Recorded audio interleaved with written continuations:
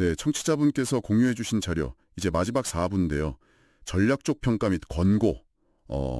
지금까지 분석한 내용들을 바탕으로 이제 결론과 재현을 살펴보는 시간이죠. 맞습니다.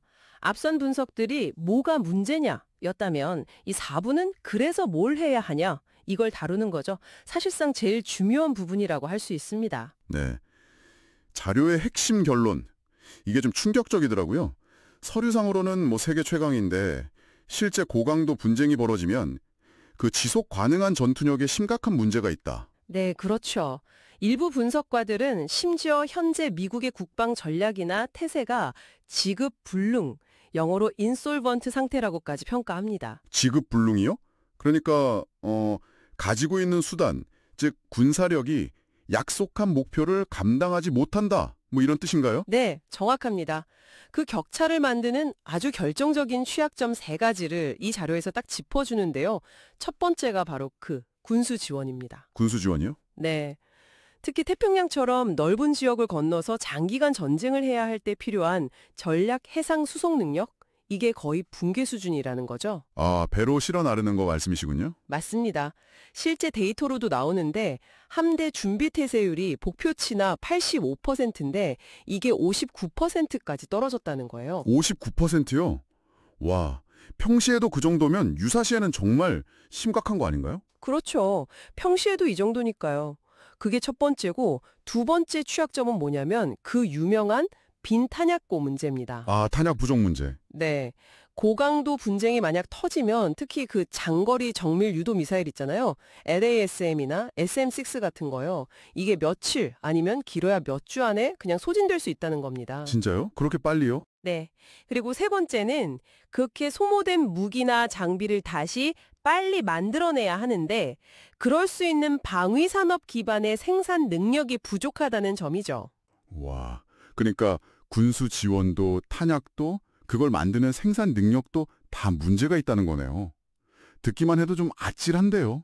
그럼 뭐 해결책은 없나요? 그냥 암울하지만 한 건가요? 아니요, 그렇지는 않습니다.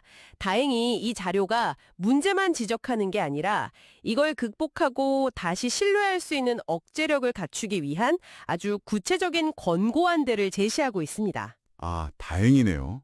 어떤 것들이 있죠? 우선 첫 번째로 아까 말한 그 취약한 군수 지원, 특히 전략 해상 수송 함대, 재건을 위한 국가적인 노력이 진짜 시급하다고 말합니다. 국가적 노력이라면? 구체적으로 어떤? 새 배를 막 건조하고 필요하면 외국에서 만든 배라도 사오는 걸 검토하고 또 유지 보수 예산도 충분히 확보하고 마지막으로 그 배를 몰 수 있는 숙련된 선원들까지 확보해야 한다는 거죠.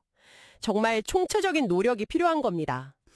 그야말로 바닥부터 다시 다져야 한다는 거군요. 그 빈 탄약고 문제는요? 그건 어떻게 하라고 하나요? 그건 핵심 군수품들. 아까 말씀드린 LASM, SM-6, 자슴 같은 미사일들 있잖아요. 이런 것들에 대해서 단연 계약, 그러니까 여러 해에 걸쳐서 구매하겠다는 계약을 빨리 맺으라는 겁니다. 아, 단연 계약이요? 그게 왜 중요하죠? 이게 방위산업체들한테는 굉장히 중요한 신호거든요. 정부가 앞으로 몇 년간 이만큼 계속 사줄 테니까 안심하고 생산 라인을 늘려라. 이런 메시지를 주는 거죠.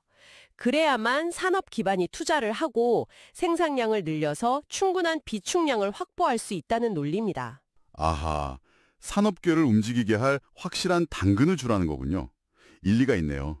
또 다른 권고는요? 네, 군사 태세 자체도 바꿔야 한다고 해요. 지금처럼 소수의 아주 큰 기지에 집중하는 방식에서 벗어나서요. 인도태평양 지역에 좀 더 뭐랄까 분산시키고 기동성 있고 또 공격을 받더라도 빨리 회복할 수 있는 그런 형태로 바꾸라는 거죠. 아, 그게 소위 중국의 반접근 지역 거부 A2AD 전략에 대응하기 위한 거겠군요. 분산시켜 놓으면 한 번에 타격하기 어려우니까요. 네, 바로 그겁니다. 그런 전략에 효과적으로 대응하려면 필수적이라는 거죠. 그리고 또 중요한 게 동맹 활용을 극대화해야 한다. 동맹이라면 역시 일본이겠죠. 네, 특히 일본과의 작전 통합 수준을 아주 깊게 가져가야 한다고 강조합니다. 그냥 협력하는 정도가 아니라 아예 작전 계획부터 같이 짜고 무기도 공동 개발하고 생산하고 심지어는 전군 내에서 사용할 군수품을 같이 비축하는 망까지 만들자. 뭐 이런 수준입니다. 와, 정말 깊은 수준의 통합이네요. 그렇죠. 마지막으로는 좀 현실적인 조언인데요. 예산은 한정되어 있으니 가장 중요한 곳에 집중 투자하라는 겁니다. 예를 들어 대만 유사시 대응 능력 강화에 우선순위를 두고 잠수함이나 장거리 폭격기, 지상 타격 능력 같은 데 집중하고 상대적으로 좀 덜 중요한 구형 시스템은 과감하게 줄이라는 거죠. 결국 선택과 집중이 필요하다는 거네요. 오늘 살펴본 자료의 결론은 아주 명확한 것 같습니다. 그냥 번쩍번쩍하는 첨단 무기 플랫폼 몇 개 더 사는 게 중요한 게 아니라 그걸 실제로 싸울 수 있게 뒷받침하는 군수 지원, 군수품, 또 그걸 만드는 산업 기반, 이 근본적인 체력을 키우는 게 미국의 군사력 유지에 진짜 중요하다는 메시지네요. 네, 맞습니다. 지속 가능한 전투력, 이게 핵심 키워드인 것 같아요. 마지막으로 청취자분들께 한번 이런 질문을 던져보고 싶습니다. 자료에서 나온 이런 여러 약점들, 그리고 혹시 전쟁에서 이기더라도 엄청난 대가를 치를 수 있다는 그 피루스의 승리 가능성을 생각해 볼 때, 과연 진정한 의미의 준비태세라는 게 단순히 군사적인 장비나 훈련을 넘어서 어디까지를 포함해야 하는 걸까요? 그리고 이런 군사적인 현실 속에서 외교나 경제 같은 다른 국가 전략들은 또 어떻게 조화를 이뤄야 할지 한번 깊이 고민해 보시는 것도 의미 있지 않을까 싶습니다.